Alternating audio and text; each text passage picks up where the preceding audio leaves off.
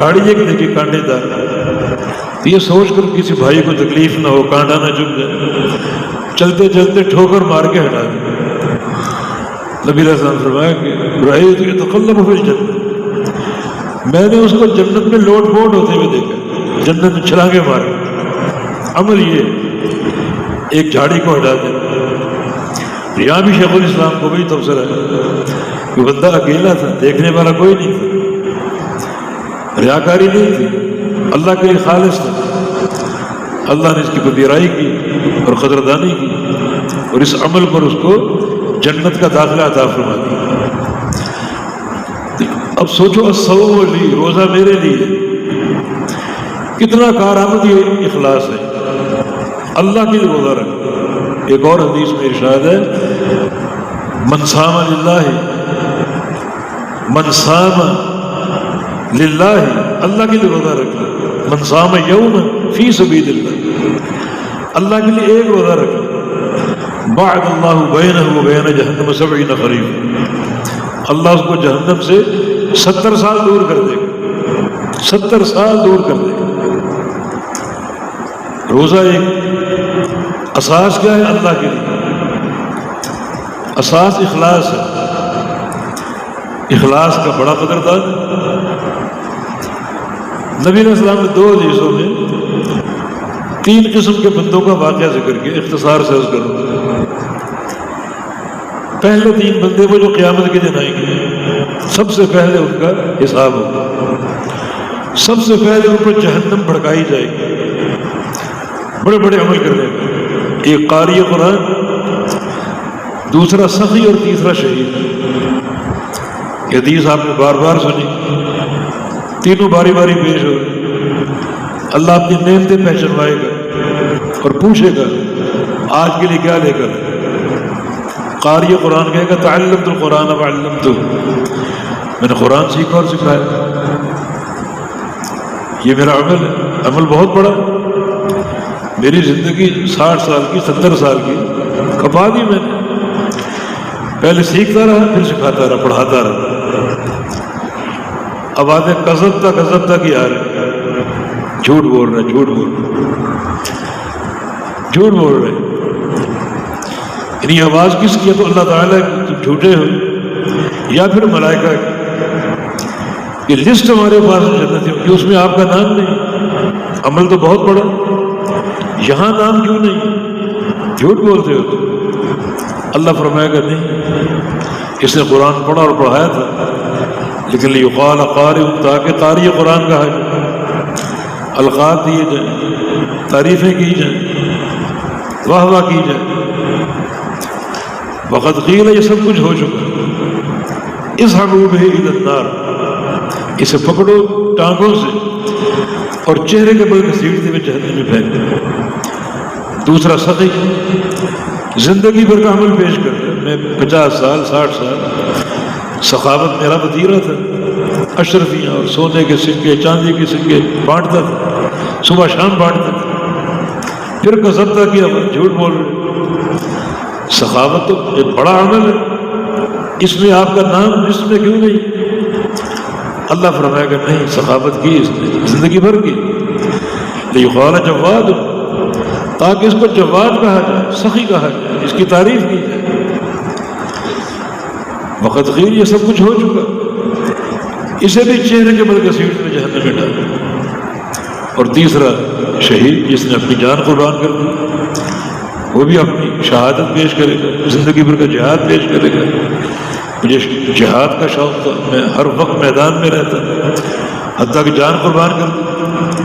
وہی کذبتا کیا بات، اور اللہ فرمائے گا تم نے جہاد اس لیے کیا اور شہادت اس لیے تم نے اختیار کی تاکہ تمہیں شجاع کہا جائے، بہادر کہا جائے، اور سب کچھ کہا جا چکا۔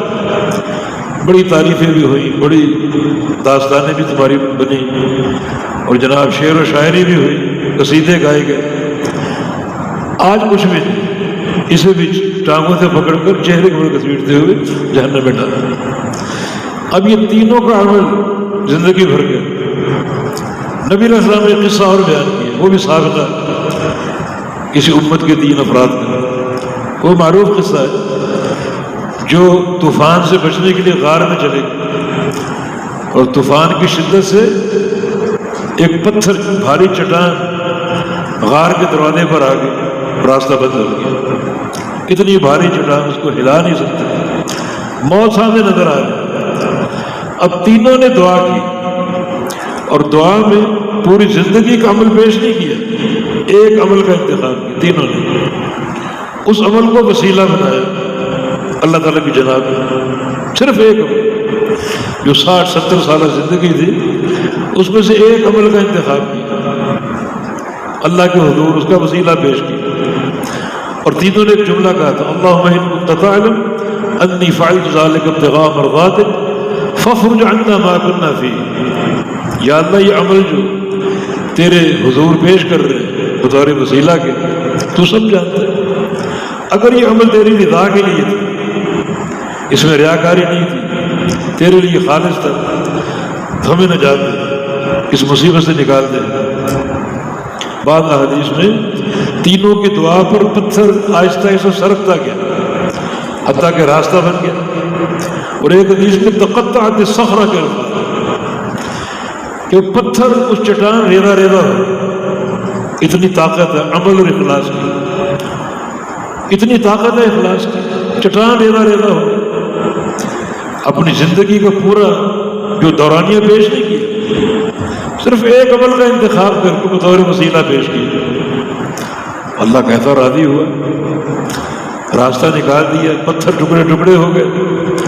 ادھر زندگی بھر کا عمل بنیاد ریاکاری تھی، سب سے پہلے ان پر جہنم بھڑکائی جائے گی۔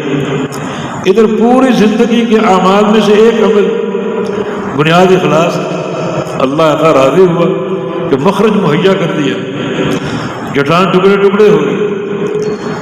تو اگر یہ اخلاص آج اس عمل میں کار فرما، الصوم لی، روزہ میرے لیے، اس کی جزا میں دوں گا، تو اس جملے کی قدر کو پہچان۔ روزے کو اجر دینے والا کون ہے، ثواب دینے والا کون ہے؟ اللہ رب العزت۔ اور اللہ کیا ہے، اس کا تعارف کیا ہے؟ وہ عمل کرنے والے کے ظاہر کو اور باطن کو جانتا ہے۔ ہم اگر دیکھتے ہیں فلاں روزہ رکھ رہے تو ہم اس کی تعریف کریں روزے سے فلاں اور فلاں۔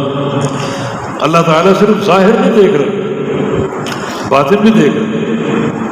روزے میں اس کی نیت کیا ہے، اس کی سوچ کیا ہے،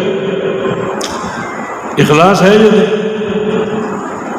اسی لیے اللہ پاک کا فرمانے کہ فاللہ یقضی بالحق، قیامت کے فیصلے اللہ کرے گا، بس اللہ کے سوا کوئی نہیں کر سکتا۔ پوری دنیا اکٹھی ہو جائے، پوری دنیا کے سارے جج بھی آ جائیں، وکلاء تمہارے شرکاء ہیں، جب قیامت کے دنوں کا ایک فیصلہ، ایک بندے کا فیصلہ صادر نہیں کر سکیں گے، سارے فیصلے اللہ کرے گا۔ کیوں؟ کیونکہ قیامت کے فیصلے صرف ظاہر پر نہیں، قیامت کے فیصلے ظاہر اور باطن دونوں پر، اور باطن کا علم اللہ کو اور کسی کو، نہ کسی جج کو، نہ کسی وکیل کو، نہ کسی فرشتے کو، نہ کسی جن کو، نہ تمہارے شرکاء کو، صرف اللہ کو باطن کے فیصلے۔ تو الصوم لی مانا اسی میں ہی جملہ بڑا قابل غور، میں نے اس کی جزا دی۔ اور کیا تقابل آپ کر کے دیکھیں، سارے اعمال، ساری نیکی، نمازیں ہیں، حج عمرے ہیں، جہاد ہے، دیگر فرائض ہیں، نوافل ہیں، ان کا اجر بڑھایا جاتا ہے کہ اس کا فضل ہے، 700 گنا تک بڑھایا جا سکتا ہے، اس سے بھی زیادہ، لیکن وہ محدود ہے۔ الا الصوم، سوائے روزے کے، فیقول اللہ الصوم لی وانا اسی میں، روزہ میرے لیے، میں اس کی جزا دوں۔ تو وہ جزا صرف ظاہری عمل پر نہیں، آپ کے اخلاص پر بھی۔ تو بھائی اگر روزہ ہو، بھوک بھی ہو، پیاس بھی ہو، شدت کے اندر تکلیف بھی محسوس کر رہے ہیں، تو ڈھنڈورا پیٹنے کی ضرورت کیا ہے، دنیا میں اعلان کرنے کی ضرورت کیا ہے؟ کسی کو بتاؤ گے تو آپ کا کوئی بھلا کر دے گا، کوئی آپ کو کھلا پلا دے کہ چلو آؤ کمرے میں آ جاؤ، میں کچھ تمہارا گزارا کروا دیتا ہوں۔ نہیں، بھوک تو موجود ہی ہے، پیاس تو موجود ہی ہے، سوائے اس کے کہ آپ نے وہ راز توڑ دیا جو آپ کے اور آپ کے رب کے درمیان ہے۔ جو عمل اللہ کے لیے ہو اس میں کتنی لذت ہے، کتنا اس میں مزہ ہے۔ ایک جہاد میں نبی صلی اللہ علیہ وسلم کی انگلی زخمی ہو گئی، خون گر رہا، اور آپ فرما رہے کہ ان انت الا اصبع دمیتی وفی سبیل اللہ ما نہیت، انگلی تو زخمی ہو گئی، خون گر رہا ہے، سوچ جو کچھ ہے اللہ کی راہ، اللہ کے لیے، اللہ کے لیے تکلیف، جان قربان کر دینا، مال قربان کر دینا، بڑی اس میں لذت۔ تو صوم لی وانا اجزی بھی، یعنی سارے اعمال میں روزہ کمل یہ میرے لیے، اس کو میرے لیے بنا کے رکھ، اپنے راز کو فاش نہ کرو، اللہ کے لیے جو اندر محسوس ہوتا ہے رب تعالیٰ کے لیے، ظاہر کرنے کی ضرورت نہیں، اللہ کے لیے ہے، اللہ اس کا اجر دے گا۔ اس پر مزید انشاءاللہ بات چلے گی۔ بارک اللہ فیکم، اقول قولی ھذا استغفر اللہ لی ولکم، وآخر دعوانا الحمد للہ۔